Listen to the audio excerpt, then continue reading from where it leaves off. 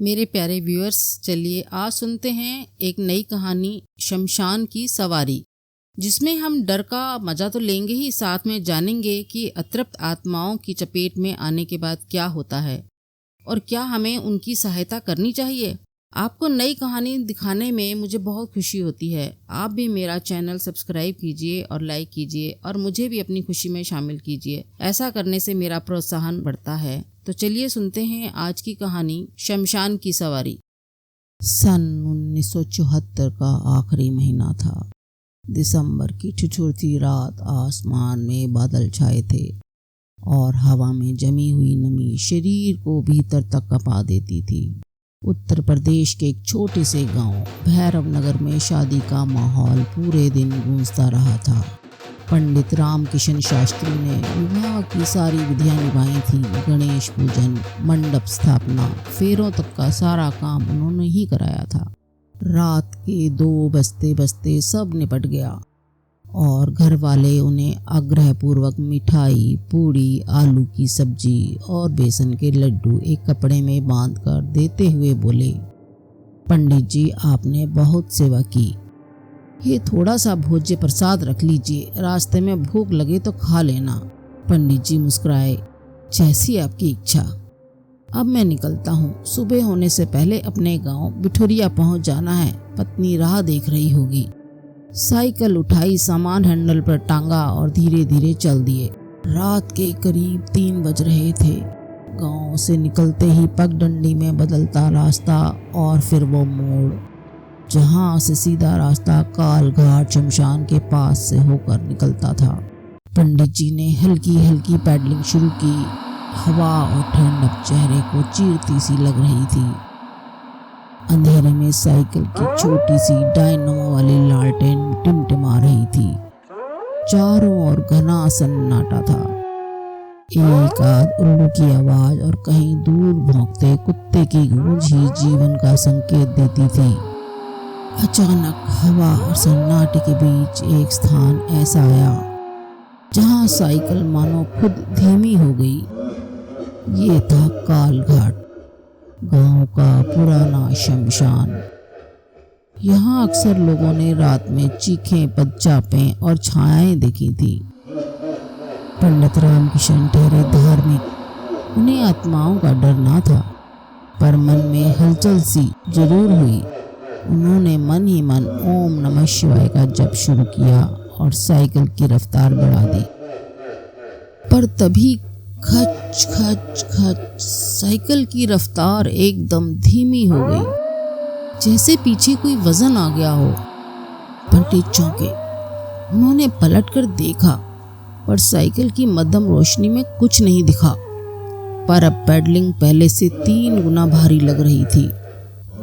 फिर अचानक ठंडी हवा की लहर सी पीछे से उठी और एक सर्द कपकपाती आवाज कानों में पड़ी, पंडित, भूख लगी है। साइकिल की घंटी बिना छुए बज उठी। Ton ton ton. पंडित का गला सूख गया। उन्होंने हिम्मत करके पूछा, कौन? आवाज फिर आई, इस बार थोड़ी पास से। मिठाई चाहिए, पूड़ी चाहिए, बहुत दिन हुए भोजन किए। पंडित जी ने एक बार फिर पीछे देखा और इस बार लालटेन की डगमगाती रोशनी में एक अर्धनग्न राख पुता चेहरा, धुंध से बना शरीर साइकिल की कैरियर पर बैठा दिखा।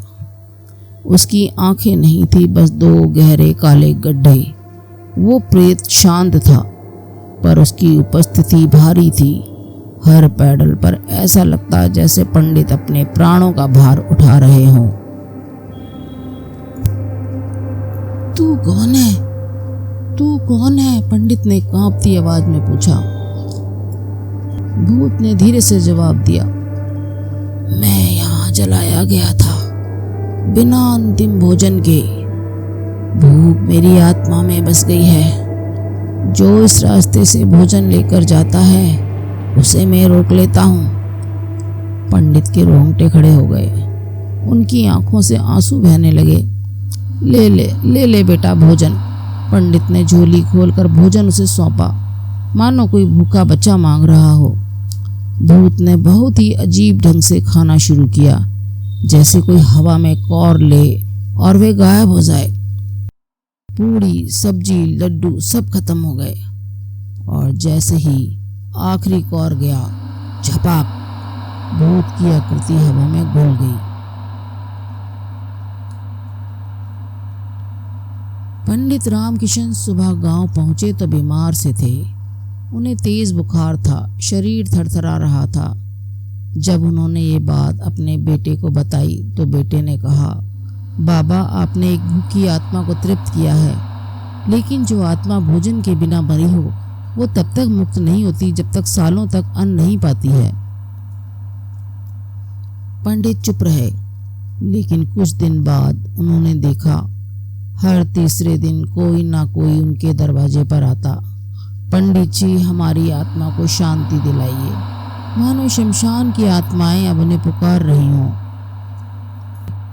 पंडित रामकिशन अब रोज रात को चौंक चौंक कर उठने लगे थे। सपनों में वही राक्षसना चेहरा, खाली आंखें और वही गूंजती आवाज, पंडित और भूखे, उन्हें भी भोजन दो। पंडित और भूखे लोग हैं, उन्हें भी भोजन दो। वो सपना नहीं लगता था। हर सुबह उनके आंगन में एक अजीब सी गंध रहती, जली हुई लकड़ी और घी के मिश्रण की। उन्होंने एक दिन अपने बेटे से कहा, मुझे हर पूर्णिमा को वहाँ जाना होगा, कोई मुझे बुला रहा है। बेटा डर गया, मगर पिता ने ठान ली थी। अगली पूर्णिमा की रात उन्होंने एक थाली में खीर, पूड़ी, हलवा और फल रखे और पैदल चलकर कालघाट शमशान पहुँचे। जैसे ही उन्होंने थाली जमीन पर रखी, चारों तरफ से हवा हिली और धुंध की परतें जमीन से उठने लगी। फिर एक एक करके आकृतियां उभरने लगी, भूत, प्रेत और पिशाच, सभी राक्षस बने हुए, कोई सिर कटे, कोई अधजले, कोई बच्चों की आत्माएं। और उनमें सबसे पहले वही भूखा प्रेत जो पहले साइकिल पर बैठा था सामने आया। वो बोला, तुमने मुझे भोजन दिया था, अब हर पूर्णिमा की रात जब तक हम सभी भूखे आत्माओं को तृप्त नहीं कर लेते, तब तक तुम्हें आना होगा। पंडित कांप गए, मैं क्या मुक्त नहीं हो पाऊंगा? प्रेत बोला, जब आखिरी आत्मा तृप्त होगी, जब तक कोई बिना भोजन के नहीं मरेगा, तब तक तुम मुक्त नहीं हो पाओगे। पंडित ने अब हर पूर्णिमा को भोजन बनाना शुरू कर दिया। लोगों को नहीं बताते, बस रात को निकल जाते और भोजन छोड़कर आते। धीरे धीरे उनका शरीर कमज़ोर होने लगा, बाल सफ़ेद, आंखें धसी हुई। गांव में लोग बातें करने लगे, पंडित पर कुछ साया है। कुछ कहने लगे, उनके पीछे शमशान के भूत हैं।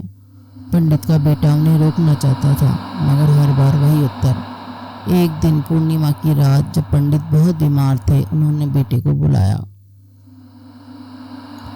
बेटा, आज अंतिम बार मुझे शमशान ले चलो, आज शायद मेरी मुक्ति होगी। बेटा भारी मन से पिता को उठाकर शमशान ले गया। इस बार थाली नहीं थी, एक बड़ा कलश था जिसमें घी, चावल, दूध, फल और मिठाई। पंडित का श्राद्ध जैसी भोजन वस्तुएं ले जाना पड़ा और पंडित का श्राद्ध भोज जैसी वस्तुएं थीं। जब वो वहाँ पहुँचे, पूरा शमशान धुंध में ढक गया। सैकड़ों आत्माएं एकत्र हुईं और फिर वही भूखा प्रेत आ गया। अब हम सभी तृप्त हैं, अब तुम जा सकते हो। तभी उनकी आंखें बंद हो गईं। उनके बेटे ने देखा, पंडित शांत थे, मगर चेहरा मुस्कुराता हुआ और एक सफ़ेद प्रकाश में लिपटा हुआ उनका शरीर धुंध में घुल गया। भैरव नगर में हर पूर्णिमा की रात शमशान में कोई सफ़ेद कपड़े वाला बूढ़ा दिखता है, जो एक थाली लेकर आता है और सबको भोजन देता है और चला जाता है। लोग कहते हैं वो पंडित अब आत्मा है, मगर भूखों को भोजन देने वाली आत्मा। अब गांव के लोग जब किसी की मृत्यु होती है तो अंतिम भोज में पंडित रामकिशन का नाम भी लेते हैं, ताकि कोई भूखा ना रहे और वापस ना आए।